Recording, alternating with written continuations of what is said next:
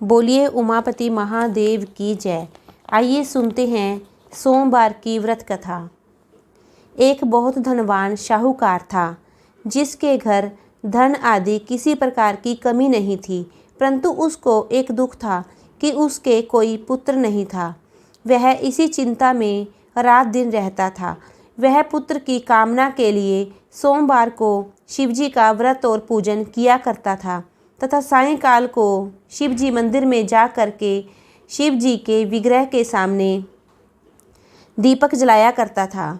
उसके इस भक्ति भाव को देखकर एक समय श्री पार्वती जी ने शिवजी महाराज से कहा कि महाराज, यह शाहूकार आपका अनन्य भक्त है और सदैव आपका व्रत और पूजन बड़ी श्रद्धा से करता है।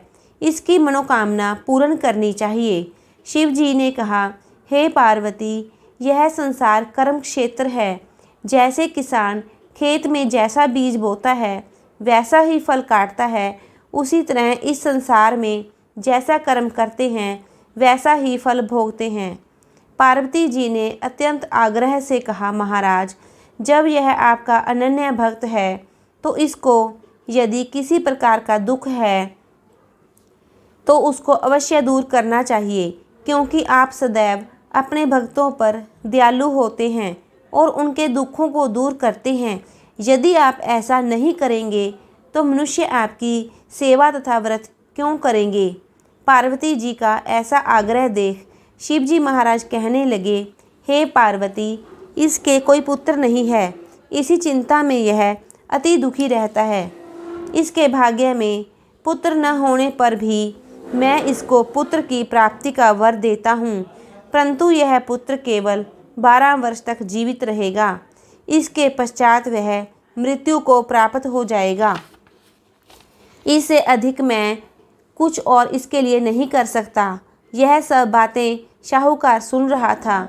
इससे उसको न कुछ प्रसन्नता हुई और न ही कुछ दुख हुआ। वह पहले जैसा ही शिवजी महाराज का व्रत और पूजन करता रहा।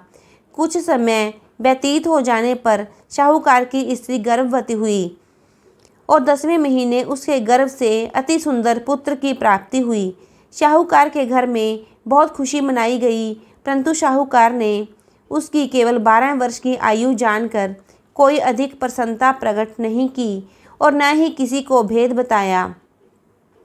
जब वह बालक 11 वर्ष का हो गया तो उस बालक की माता ने उसके पिता से विवाह आदि के लिए कहा, तो वह शाहूकार कहने लगा, अभी मैं इसका विवाह नहीं करूँगा, अपने पुत्र को काशी जी पढ़ने के लिए भेजूँगा। फिर शाहूकार ने अपने साले अर्थात बालक के मामा को बुलाकर उसको बहुत सा धन देकर कहा, तुम इस बालक को काशी जी पढ़ने के लिए ले जाओ और रास्ते में जिस स्थान पर भी जाओ यज्ञ करते और ब्राह्मणों को भोजन कराते जाओ। वह दोनों मामा भांजे यज्ञ करते और ब्राह्मणों को भोजन कराते जा रहे थे। रास्ते में उनको एक शहर पड़ा। उस शहर में राजा की कन्या का विवाह था और दूसरे राजा का लड़का जो विवाह कराने के लिए बारात लेकर आया था वह एक आंख से काना था। उसके पिता को इस बात की बड़ी चिंता थी कहीं वर को देख कन्या के माता पिता विवाह में किसी प्रकार की अड़चन न पैदा कर दें। इस कारण जब उसने अति सुंदर सेठ के लड़के को देखा तो मन में विचार किया कि क्यों न दरवाजे के समय इस लड़के से वर का काम चलाया जाए। ऐसा विचार कर वर के पिता ने उस लड़के और उसके मामा से बात की तो वे राजी हो गए। फिर उस लड़के को वर के कपड़े पहनाकर तथा घोड़ी पर चढ़ा दरवाजे पर ले गए और सब कार्य प्रसन्नता से पूर्ण हो गया। फिर वर के पिता ने सोचा कि यदि विवाह कार्य भी इसी लड़के से करा लिया जाए तो क्या बुराई है। ऐसा विचार लड़के और उसके मामा से कहा कि यदि आप फेरों का और कन्यादान के काम को भी करा दें तो आपकी बड़ी कृपा होगी और मैं इसके बदले में आपको बहुत सा धन दूंगा। तो उन्होंने स्वीकार कर लिया और विवाह कार्य भी बहुत अच्छी तरह से संपन्न हो गया। परंतु जिस समय लड़का जाने लगा तो उसने राजकुमारी की चुंदड़ी के पल्ले पर लिख दिया कि तेरा विवाह तो मेरे साथ हुआ है, परंतु जिस राजकुमार के साथ तुमको भेजेंगे वह एक आंख से काना है। मैं तो काशी जी पढ़ने जा रहा हूँ।